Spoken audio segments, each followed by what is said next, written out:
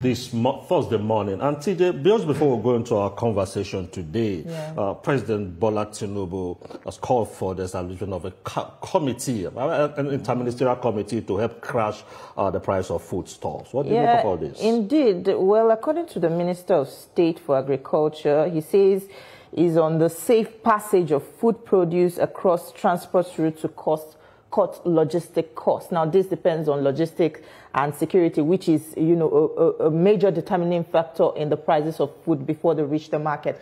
Now, it looks good on paper when you say, okay, food prices should crash based on, the logistics and security. But there are other factors that also determine the cost of food prices. Talk about inflation, talk about the forex volatility, talk about the price of high cost of fertilizer, talk about, all high cost of diesel. All these things play a crucial role. So if these costs are not also addressed, this could also affect the prices of food. And it's not just about dealing with one section alone. All sections should be considered to bring the prices of food down. And for bringing prices of food down, because of course, Nigerians, have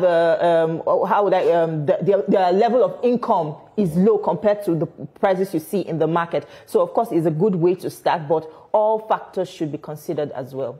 Interestingly, I think every one of us are quite good for the reduction of food prices. But is it beyond just the president saying, look, this is what should be done? We should also understand that the burden is on the various states and local governments. Indeed. Because the federal government in the real time don't have the farmland, don't have the land.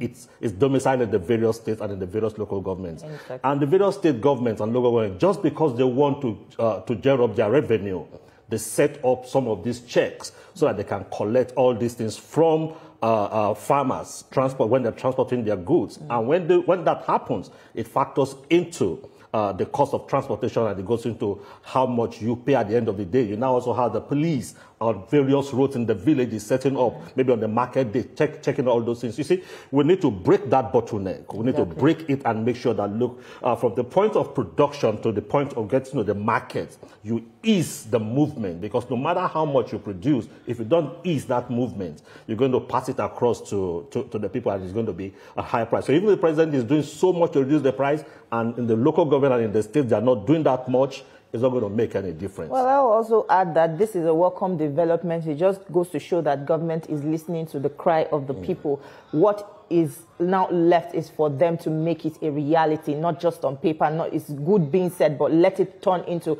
practicable action. It's a good thing that a committee has been set up in this regard. I just hope that they consider all these factors that play a major role in this regard. Exactly. Well, let's move into what we have for you.